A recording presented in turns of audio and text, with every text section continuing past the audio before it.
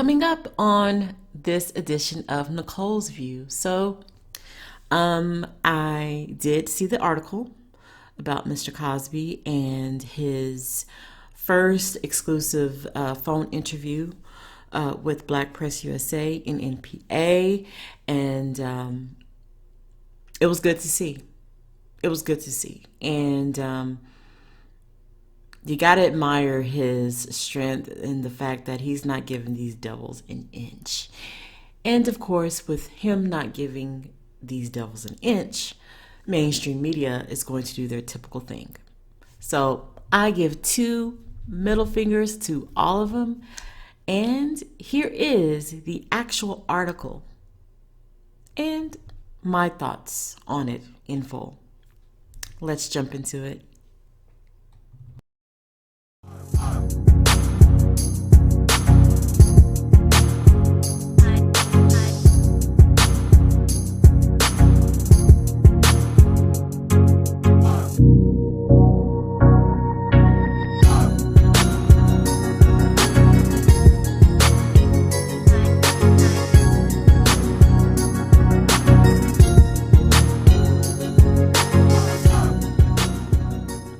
Hey guys, welcome back to Nicole's View.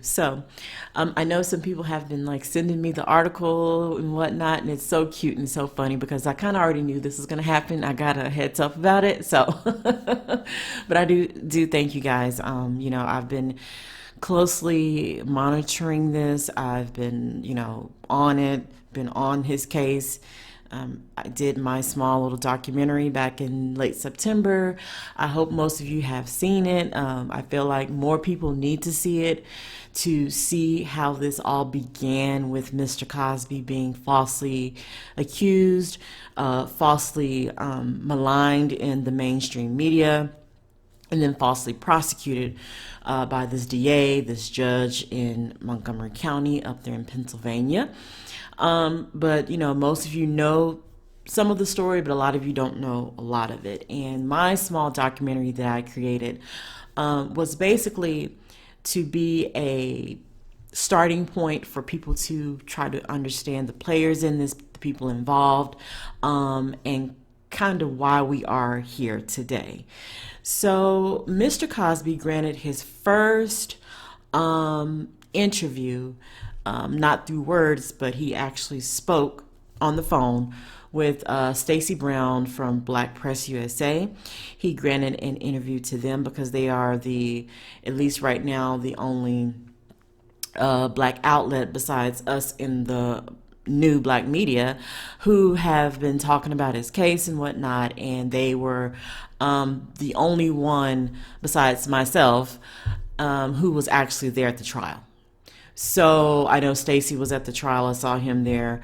When I went to the second trial, he was there. I think he was at the first as well. I'm not for sure, but I know he was at the second trial. So Stacey has been covering this extensively as well.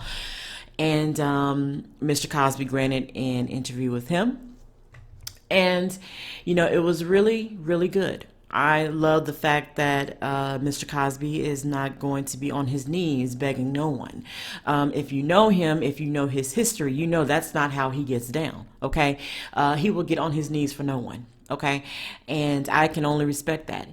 If you are saying you are not guilty, you're going to do everything in your power to prove that. You're not going to be remorseful. And one of the things I'm seeing, your typical racist, stupid, demonic mainstream media and some of these blogs and whatnot, that's the headline they're running with. Oh, Cosby, he not remorseful. He's not remorseful. And I knew that was going to be the running headline. These folks have become so predictable. It's boring at this point.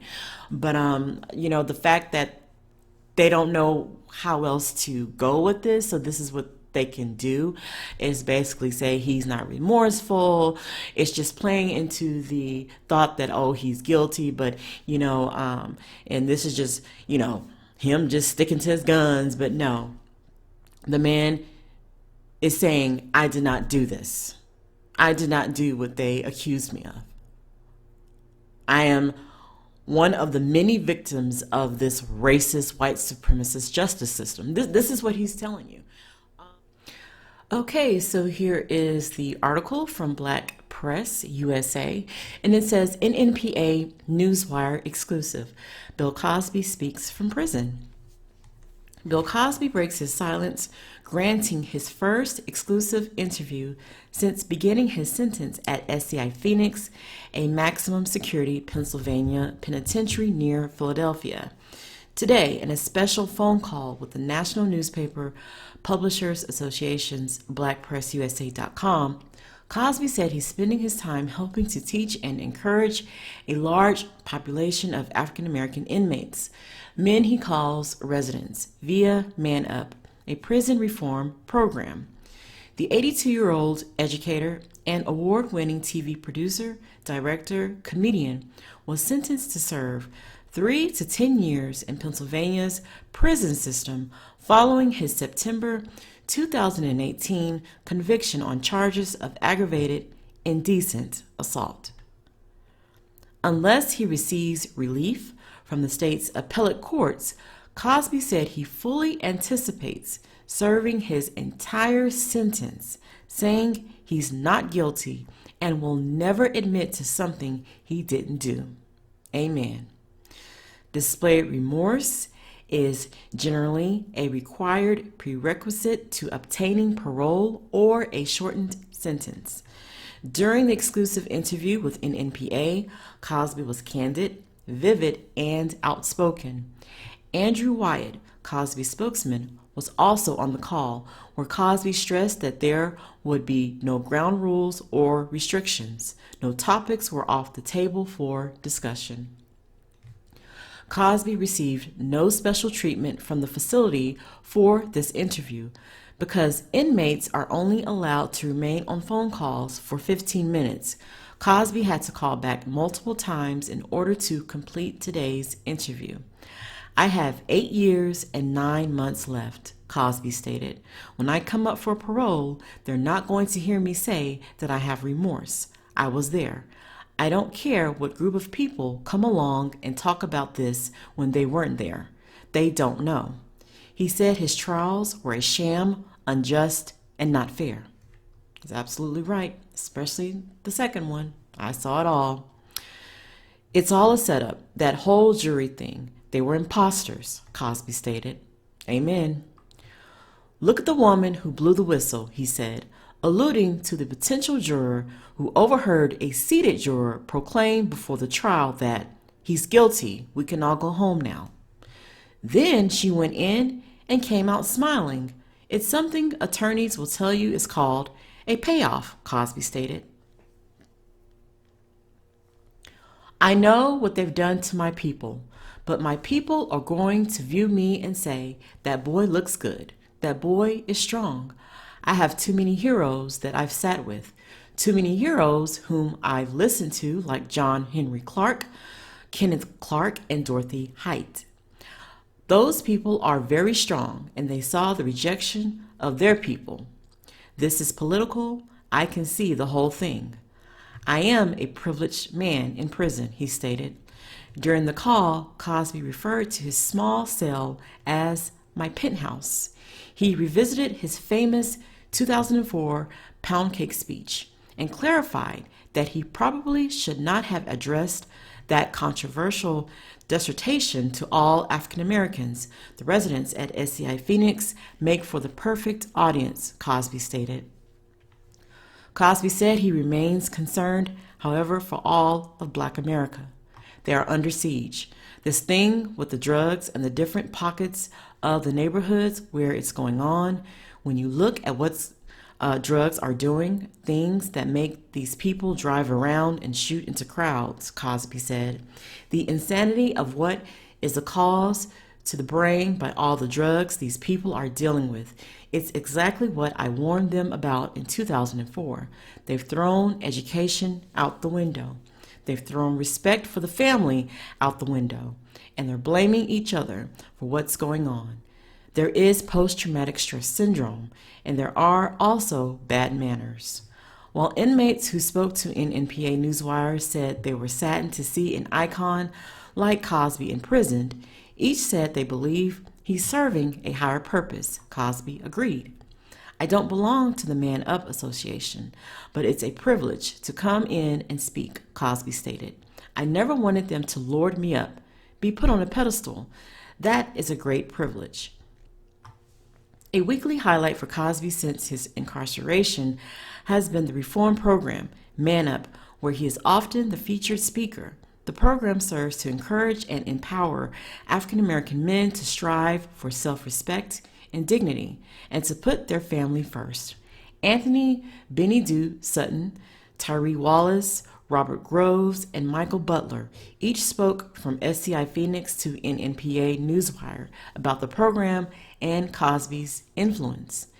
Every Tuesday, Mr. Cosby and I sit down and talk before the other residents come in, and he explains to me what moves I need to make so that Man Up can be a success, stated Sutton, 56, who has spent his entire adult life in prison.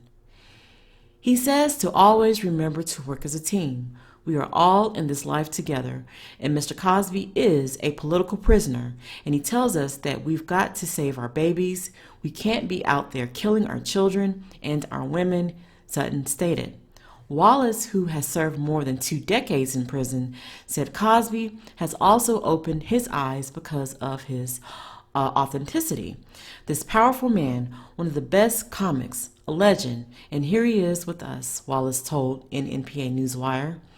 Mr. Cosby comes into the room with his fist in the air, and all of these men rise up and applaud him. He gives us so much wisdom, and the Man Up program is the perfect vehicle. He told us a story about his mother and how she would have him clean the hallways after guys would go and urinate. He said he'd ask her why he had to clean it, and she told him that you have to clean where you live, Wallace said. Groves and Butler echoed their peers. Both have served more than a dozen years in prison and said Cosby's presence has helped them to see their lives differently. So it's great to see that, even though we know he doesn't belong there, even though we know this is a major injustice, a legal lynching, he's still doing great things. Even on the inside, he's helping these men. So that in itself is amazing, and maybe even more of a threat, for all we know. It goes on to say, Cosby recalled entering Temple University as a young man in the 1960s and his desire to become a teacher. I'm not a psychiatrist. I'm not a psychologist. I'm an educator, and what I look forward to is talking to this group of 400 or so men. Some of them are in their 70s, in their 50s, their 40s, their 30s, and 20s, Cosby said. I tell them what I know and what I feel. I feel that everything I said in 2004, there is a light behind it, Cosby stated. The mistake I made in 2004 is making it sound like all the people were making the infractions, and that's not true. Cosby stated that he believes he's in the right place at the right time because he spent his life and career trying to reach African American men. I'm looking at a state, Pennsylvania, that has a huge number of prisons, and the one I'm in, thankfully, has the largest population of African Americans, Cosby stated. These guys, who are also from Philadelphia, where I grew up, many of them are from the neighborhood. Michael Eric Dyson said Bill Cosby is rich and forgot where he came from. That's not true. I'm not calling him a liar. I'm saying that's not true. What I'm saying is that it's not the same neighborhood as it was when I was coming up. The influx of drugs and what they've done with their own history. If they would pay attention to these things and put education first and respect for others first, it's almost insane to hear someone say they don't know how to be a father. As I said earlier, the revolution is in the home, and we've got to put it there.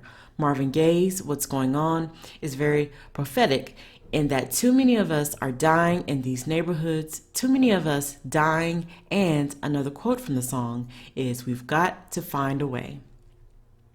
It's easy to see the devaluation of the black family by others, Cosby stated. He said the shelving of his iconic The Cosby Show is proof that those in power have long conspired to remove anything positive from the black community. When The Cosby Show came on with the Huxtables, just think about it. While it was running, other networks and even the media were doing jobs on trying to belittle whatever it represented, Cosby stated. Then, with A Different World, they really ramped up the rhetoric. While new shows were coming and we had gone off the air, this is the worst time in the history of television. I remember hearing shows coming on advertising saying, "This is not The Cosby Show," which is an indictment in itself. And that's very true. And something that I remember even hearing this on TV as a child. And I also remember Harvey, shout out to Harvey, he always said that he remembers when Roseanne was coming on and when The Simpsons were coming on, and they would make these remarks about The Cosby Show. They didn't do that with The Brady Bunch. They didn't do that with Full House, but they did it with The Cosby Show. That's just another way to say, yeah, you Americans fell in love with this uppity, fake black family on TV, but guess what? The landscape of television is going to change. We're going to go back to just doing whatever we want to do, make it as raunchy as we want to make it as not important as we want to make it. I mean, it's hell. To me, it's still the worst time in history. Television is garbage. That's why nobody is really watching it like that. Folks just like to go watch some movies or stream something. Television is dead. It really is. And in my opinion, it died after The Cosby Show went off, if you want to be real about it. Continuing, let's see. They did not like what The Cosby Show looked like for us, and many of us traded into it. Yes, we did. Now look at what has happened. They've taken everything I've done and swept it into a place where it would not be shown. Yep, that's true. Now we're left with garbage reality shows and just a bunch of reruns. That's what we're left with. Thank goodness for TV One and BET, but we've got to respect ourselves. We've got to have a very, very strong respect for our history. Now, I get what Mr. Cosby is saying here, but even BET is garbage. TV One, even to a certain extent, but I'll give them a little credit. At least they are showing The Cosby Show on TV One. Behind the steel walls at SCI Phoenix, Cosby said he's at peace. His fellow residents often ask about his contemporaries, like Richard Pryor, who Cosby once encouraged to use profanity because it fit Pryor's act. It's a huge smile in my spirit. I can use their own profanity back at them. I'm saying things to them like, how many times, if you have a lamp, do you rub it, give it 3 wishes? And how many times can you say, mother effer, and things will come true? Cosby stated. It's good to see he still has a sense of humor about it all. Sometimes you have to turn on the conjugation of things like slang. You speak it in the home, and that's what I said in 2004. It was the shock of hearing where you is and where you at, and then hear the parents say it too. Cosby believes he's reaching his fellow residents, and I think that's something that a lot of people forget about Bill Cosby. A lot of people think that comes from, oh, he's just being bourgeoisie, he's been an uppity Negro.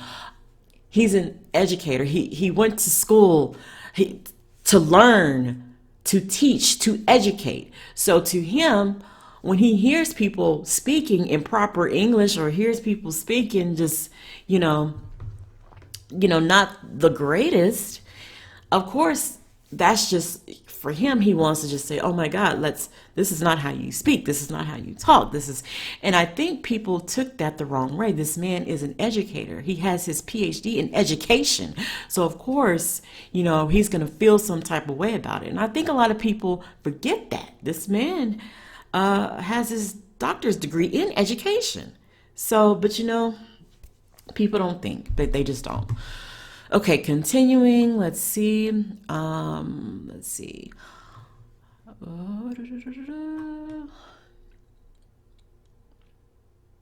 Let's just go here. Cosby believes he's reaching his fellow residents. I'm reaching them because they want it to be reached. They're in prison.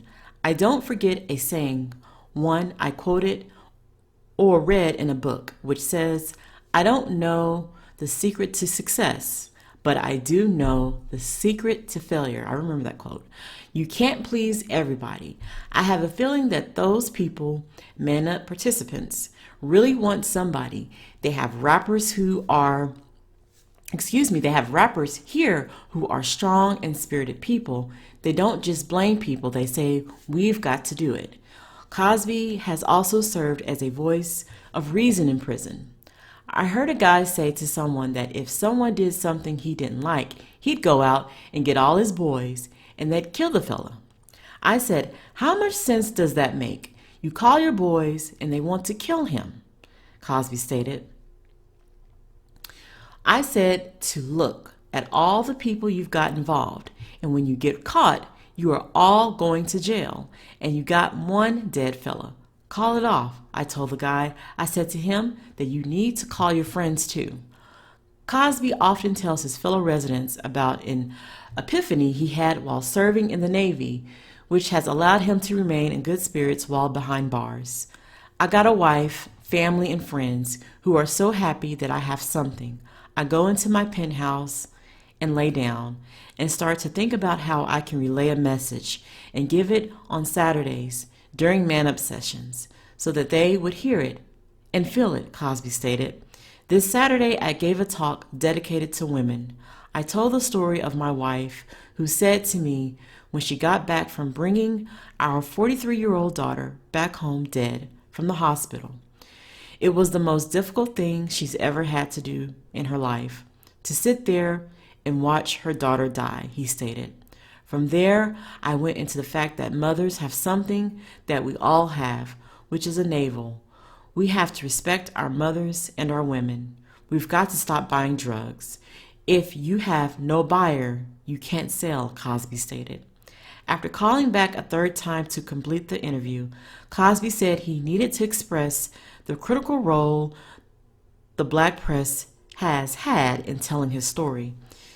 65 years ago from now, they will be quoting what you've written about your fellow journalists. Wyatt has information on how these people have rejected the truth. You have the information too, because you were in that courtroom, he stated. I'm a privileged man. You talk to NNPA President and CEO, Dr. Benjamin Chavis Jr., and he will tell you that there is a history of black political imprisonment in America, and it's repeating itself in some kind of way. In some kind of way. All right, so guys, that is the end of the article.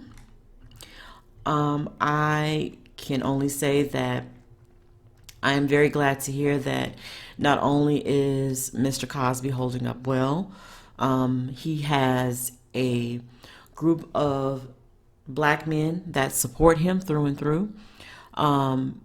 He's changing some lives in there. Even though, he doesn't belong in there, he's doing some great work. And in my opinion, I think now some of our people who have their complaints and their gripes and their this and their that, we can forgive him. We can forgive him. You can forgive him for some of the things he said in the past that you didn't like, that you found to be bougie, you found to be elitist, you found to be, not your cup of tea of what you wanted to hear.